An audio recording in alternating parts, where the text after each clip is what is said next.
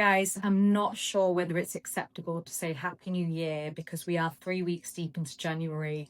But either way, I hope your January and I hope your year is going swell. In my last video, I talked about taking a new approach for 2026 because if nothing changes, nothing changes. And I'll be honest with you, for me, it's working so far. So this wasn't intentional at first, but the theme that keeps coming up for me is the art of pacing myself. So, for context, this time last year, I had launched a podcast, I was running workshops. I'll be honest with you, I was doing the most, I was on smoke. But the consequences of that was I was burnt out by February.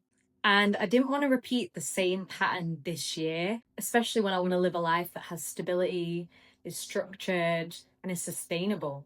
My biggest goal for 2026 is to not get burnt out. And pacing myself, I'll be honest with you, is quite difficult. I have ADHD, which means I can be balls to the wall, high energy, get a lot done, as well as being ambitious and really enjoying what I do. Sometimes I struggle to set boundaries, and I've had to keep reminding myself this life thing, it is a marathon, it's not a sprint. And if I want longevity and if I want to design a life that serves me, then I need to adjust some of the conditions that I was living in.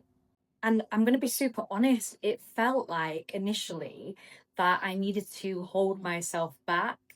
I know I could do more, build more, be more, but I've had to really rein myself in. I've still been working, but I've been trying to prioritize things that are not work. So whether that's health, relationships, play.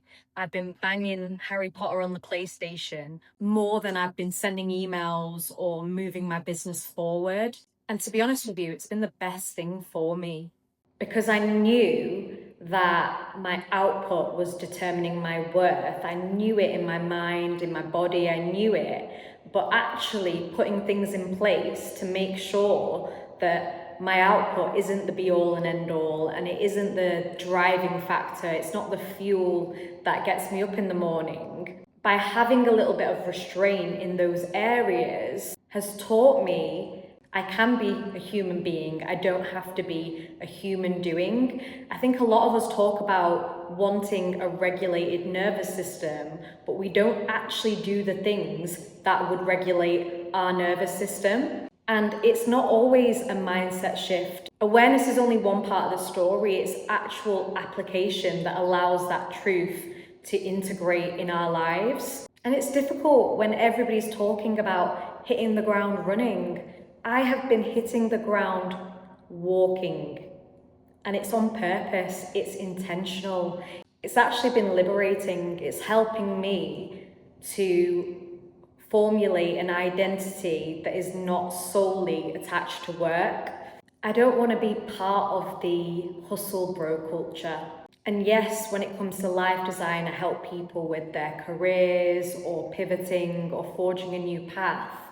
But life design is not solely about work. Life design is about creating conditions that will help you thrive. Now, pacing yourself looks different for everybody. For me, it looked like running a workshop on Monday and then taking Tuesday to relax and take a breather and play Harry Potter and just chill. My granddad used to say, take it easy.